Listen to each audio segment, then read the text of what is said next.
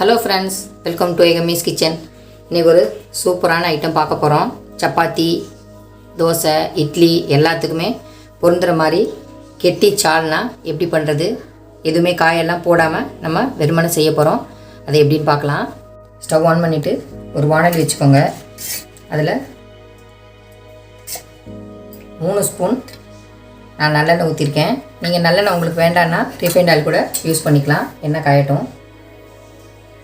எண்ணெய் காஞ்சிருச்சு.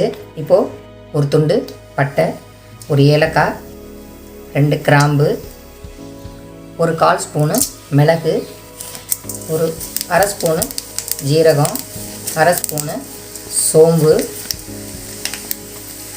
1/2 ஸ்பூனு கசகசா, 2 டேபிள் ஸ்பூனு உடச்ச கடலை எல்லாத்தையும் போட்டு நல்லா நம்ம வதக்கிக்கலாம்.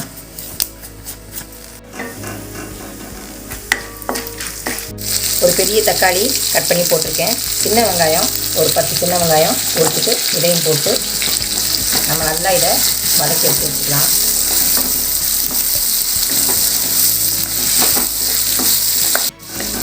பாருங்கள், நல்லா வதங்கிடுச்சு. இப்போ அதை நம்ம ஆற விட்டுடலாம். வதக்குனது ஆறதுக்குள்ளே நம்ம இப்போது ஒரு மிக்ஸி ஜாரில் ஒரு 3 டேபிள் ஸ்பூனு தேங்காய் துருவல் போட்டிருக்கேன்.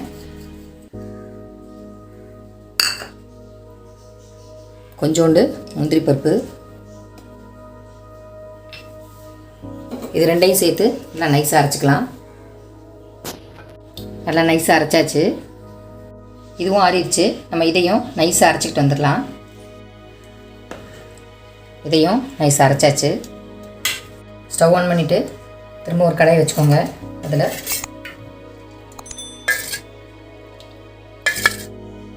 மூணு டேபிள் ஸ்பூனு எண்ணெய் ஊற்றிருக்கேன்.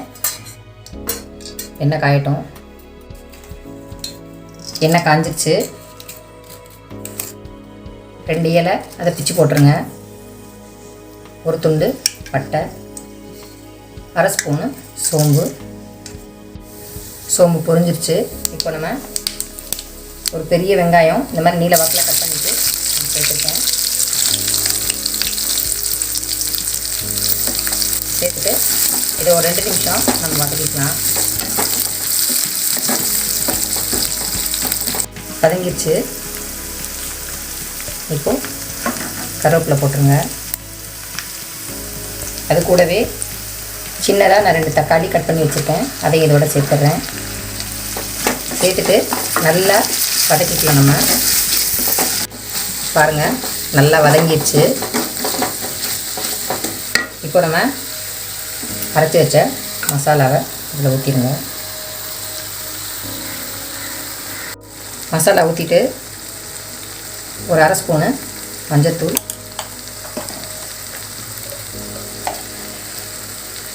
ஒரு ஸ்பூனு இஞ்சி பூண்டு விழுது,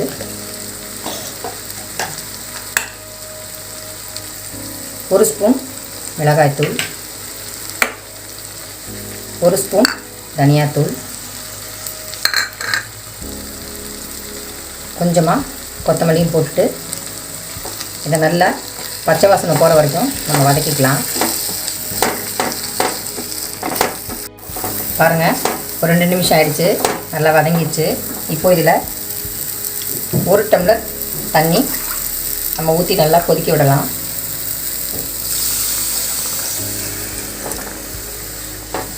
இதுக்கு தேவையான அளவு உப்பு போட்டிருக்கேன்.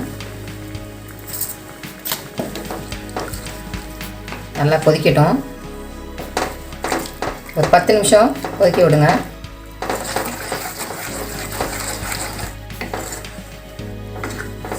சிம்மிலே வச்சு இந்த மாதிரி வேக விட்டிங்கன்னா பாருங்கள், எண்ணெயெல்லாம் நல்லா மேலே மிதந்து வந்துடுச்சு. இப்போ நம்ம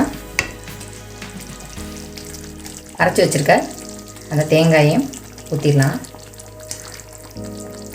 ஊற்றிட்டு 1 டம்ளர் தண்ணி ஊற்றுங்க.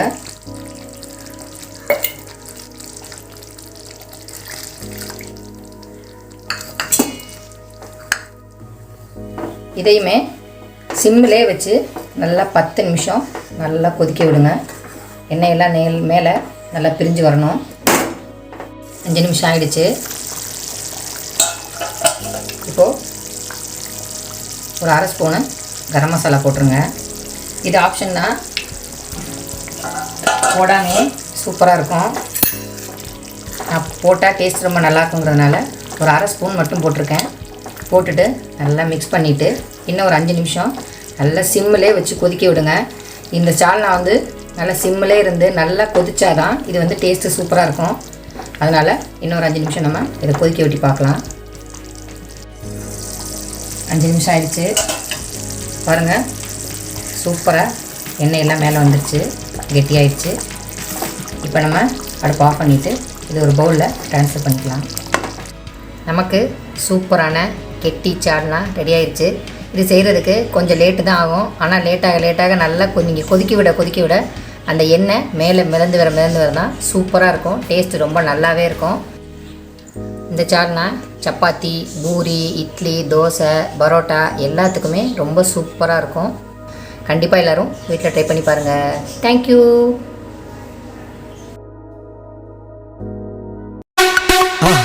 மறக்காம சர்ப்ரைஸ் பண்ணுங்க.